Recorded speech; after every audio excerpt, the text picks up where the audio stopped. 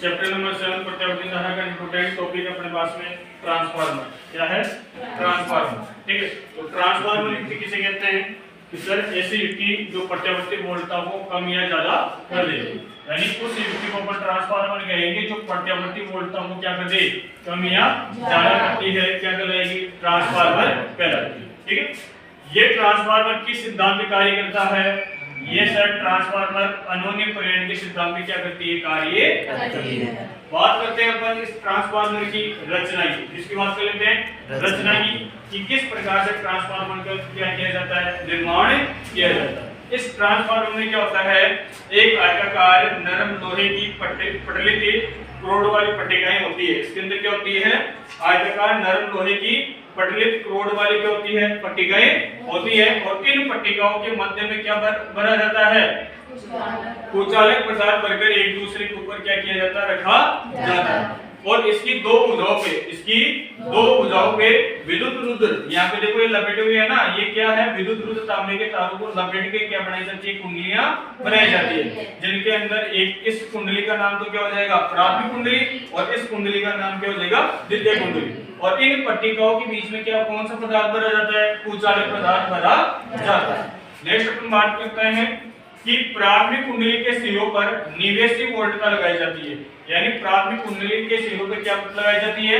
निवेशी वोल्टता लगाई जाती है। और निवेशी वोल्टता लगा के द्वितीय कुंडली में कौन सी वोल्टता प्राप्त कर ली जाती है? निर्गत वोल्टता प्राप्त कर ली जाती है। ठीक है, फिर इसकी कार्यविधि एवं सूत्र। कार्यविधि एवं सूत्र किस प्रकार से ट्रांसफार्मर युक्ति कार्य करती है? इसमें क्या होता है कि ट्रांसफार्मर की प्राथमिक कुंडली पर एक निवेशी प्रत्यावर्ती वोल्टता लगाई जाती है। ट्रांसफार्मर की प्राथमिक कुंडली के ऊपर कौन सी वोल्टता लगाई जाती है? निवेशी प्रत्यावर्ती वोल्टता लगाई जाती है। और जिसमें अनोन्य प्रेरण के कारण, किसके कारण? अनोन्य प्रेरण के कारण द्वितीय कुंडली के सिरों पे क्या हो जाता है? निर्गत वोल्टता प्राप्त हो जाती है। जब अपन बात करते हैं कि सर इसके अंदर प्रत्यावर्ती फ्लक्स गुजरेगा, क्या गुजरेगा? प्रत्यावर्ती फ्लक्स गुजरेगा। और जब प्रत्यावर्ती फ्लक्स में परिवर्तन होगा तो परिवर्तन के कारण क्या होगा कि सर कुंडली के अंदर प्रेरित विद्युत वाहक बल क्या हो जाएगा? उत्पन्न हो जाएगा। और जब प्राथमिक कुंडली के सिरों पर प्रेरित विद्युत वाहक बल उत्पन्न होगा, आपने देखा है कि E बराबर क्या होता है sir? Minus N D phi upon क्या होता है? dt। माइनस E बराबर क्या होता है? Minus N D by upon dt होता है। तो यहाँ पे E क्या है अपने पास में? प्रेरित विद्युत वाहक बल। क्या है? प्रेरित विद्युत वाहक बल। और यह प्रेरित विद्युत वाहक बल न होके क्या है? वोल्टता है। बल न होके क्या है? ये वोल्टता है। इसीलिए यहाँ पे प्राथमिक कुंडली की जो वोल्टता अपने पास में Vp, वो Vp बराबर क्या हो जाएगा? Minus Np d by upon क्या हो जाएगा? dt। ये है कि कौन सी कुंडली के लिए? प्राथमिक कुंडली के लिए। ठीक है, तो प्राथमिक कुंडली के लिए जो प्रत्यावर्ती वोल्टता अपने पास में निकल के आई है वो क्या है अपने पास में? Vp बराबर minus Np d by upon क्या है? dt। इसको अपन ने क्या नाम दिया? समीकरण नंबर 1। अब क्या होगा कि सर अनोन्य प्रेरण के कारण, किसके कारण? अनोन्य प्रेरण के कारण जिस सिद्धांत पे यह युक्ति कार्य करती है, उस सिद्धांत के अकॉर्डिंग क्या होगा कि द्वितीय कुंडली में क्या उत्पन्न हो जाएगी?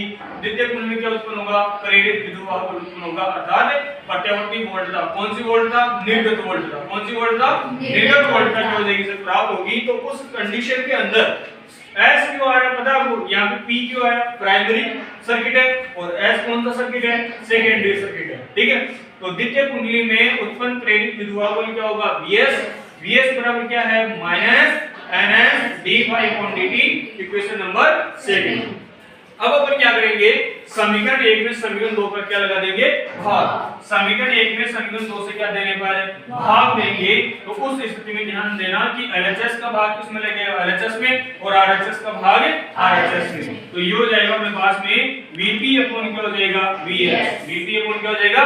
Vs। तो उस कंडीशन में minus Np into d by upon क्या हो जाएगा? dt upon minus ns into d by upon क्या हो जाएगा? dt। माइनस से माइनस क्या हो गया? कैंसिल। और d बाई अपॉन dt से d बाई अपॉन dt भी क्या हो गया? कैंसिल हो गया। तो अपने पास में क्या निकल के आया व्यंजक कि sir Vp upon Vs equals to Np upon ns। ठीक है, इसको मैंने इक्वेशन दे दिया क्या? Equation number 3। Equation number 3। ठीक है, ये थी ट्रांसफार्मर की कुंडलियों में ऊर्जा हानि नहीं होती है। क्या नहीं होती है? ऊर्जा हानि नहीं होती है। तो उस स्थिति में क्या होगा, जब इसके अंदर ऊर्जा की क्या न हो, हानि न हो, तो उस स्थिति में होगा क्या कि प्राथमिक कुंडली में निवेशित शक्ति द्वितीय कुंडली में निर्गत शक्ति की क्या होती है सर? बराबर होती है। ठीक है, जब ट्रांसफार्मर में ऊर्जा की हानि नहीं होगी तो उस स्थिति में अपने पास में क्या होगा कि प्राथमिक कुंडली के अंदर जो निवेशित शक्ति प्राप्त होगी वो निर्गत शक्ति, जो द्वितीय कुंडली है ना, द्वितीय कुंडली में निर्गत जो शक्ति होगी उस शक्ति की क्या होती है सर? बराबर होती है। तो उस स्थिति में क्या होगा अपने पास में? उस स्थिति में अपने पास में होगा कि सर Pp बराबर क्या हो जाएगा? Ps। Pp बराबर क्या हो जाएगा? Ps हो जाएगा। Pp बराबर क्या हो जाएगा? Ps। तो ध्यान देना इधर, Pp बराबर अपने पास में Ps होगा। तो देखो Pp बराबर क्या हो जाएगा? Ps। P क्या है? पावर है। क्या है? पावर, शक्ति।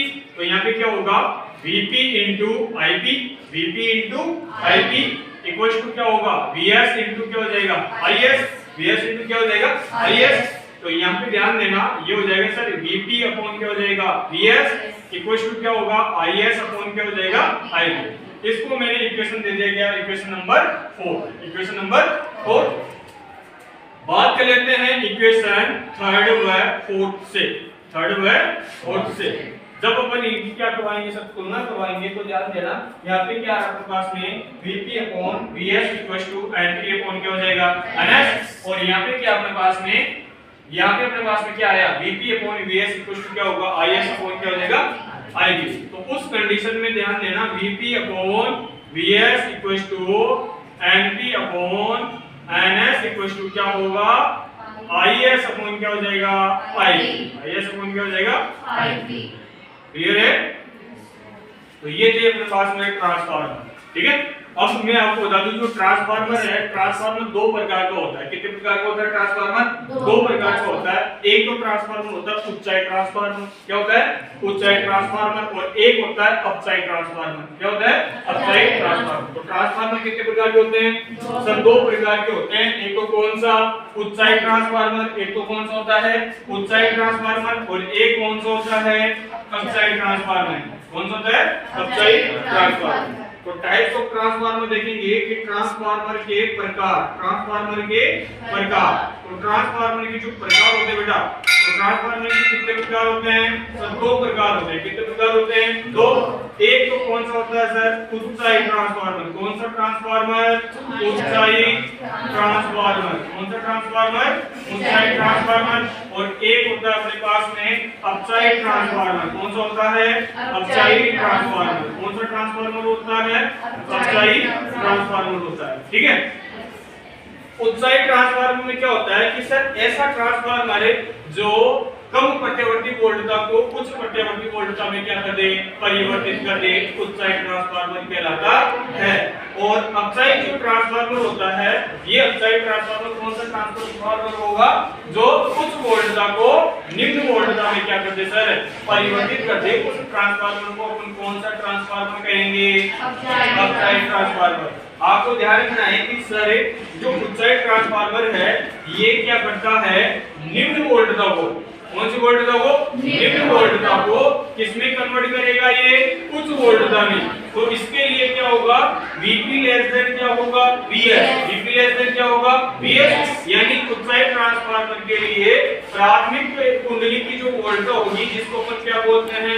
निवेशी वोल्टता। क्या बोलते हैं? निवेशी वोल्टता। निवेशी वोल्टता का मान निर्गत वोल्टता से क्या होना चाहिए? कम होना चाहिए। क्या होना चाहिए? कम होना चाहिए। और निर्गत वोल्टता का मान निवेशी वोल्टता से क्या होना चाहिए? ज्यादा। तो इसका मतलब ये इसका मान ज्यादा है, तो बताओ Np का मान भी क्या होगा? Ns से क्या होगा? कम होगा। लेकिन प्रत्यावर्ती धारा के लिए क्या होगा? प्रत्यावर्ती धारा के लिए होगा कि सर जो Ip है वो Is से क्या होगी? कम होगी। यानी इसमें Is का मान क्या होगा? सॉरी, इसमें Is का मान कम होगा और Ip का मान क्या होगा? ज्यादा। क्यों? क्योंकि सभी सर अभी अपन ने ऊपर देखा है कि सर जो Vp है वो Ip की क्या होती है? व्युत्क्रमानुपाती होती है। ऐसा ही जब अपन अपसाइड ट्रांसफार्मर की चर्चा करेंगे तो अपसाइड ट्रांसफार्मर कौन सा ट्रांसफार्मर कहलाएगा? ऐसा ट्रांसफार्मर जो उच्च प्रत्यावर्ती वोल्टता को निम्न प्रत्यावर्ती वोल्टता में क्या कर दे सर? परिवर्तित कर दे। तो इसका मतलब होगा कि सर यहाँ पे Vp का मान क्या होगा? ज्यादा किसकी तुलना में? Vs की तुलना में। और Np का मान भी क्या होगा? Ns की तुलना में क्या होगा? ज्यादा होगा। लेकिन सर Ip का जो मान है वो लेस देन होगा किससे? Is। किससे होगा? Is। तो ट्रांसफार्मर कितने प्रकार के होंगे? 2 प्रकार के। ठीक है। अब इसी के साथ में हम बात कर लेते हैं ट्रांसफार्मर की दक्षता। ट्रांसफार्मर की दक्षता और ट्रांसफार्मर की दक्षता को अपन किससे रिप्रेजेंट करेंगे? नीटा से। किससे रिप्रेजेंट करेंगे? नीटा से। ट्रांसफार्मर की दक्षता क्या होती है कि सर द्वितीय कुंडली में प्राप्त विद्युत शक्ति बटा प्राथमिक कुंडली में प्राप्त शक्ति और इनटू 100% वो क्या कहलाती है? ट्रांसफार्मर की दक्षता कहलाती है। ठीक है। अब है इसके बाद में ट्रांसफार्मर की हानियां। और ट्रांसफार्मर की जो हानियां होती है वो अपने पास में एक तो होती है ताम्र हानि। एक तो कौन सी हानि होती है बेटा? ताम्र हानि होती है। एक होती है फलकसरण। क्या होती है? फलकसरण। क्या होती है? फलकसरण। एक होती है भंवर धाराएं। कौन सी धाराएं? भंवर धाराएं। कौन सी धाराएं होती है? भंवर धाराएं। और एक हानि होती है शैथिल्य ऊर्जा हानि। कौन सी हानि? शैथिल्य ऊर्जा हानि। तो ट्रांसफार्मर में ये 4 प्रकार की हानियां होती है, जिसमें कौन कौन सी है? एक तो ताम्र हानि, एक है फलकसरण, एक है भंवर धाराएं और एक क्या है? शैथिल्य ऊर्जा हानि। ठीक है। और इसी के साथ में प्रत्यावर्ती धारा जो चैप्टर अपना चैप्टर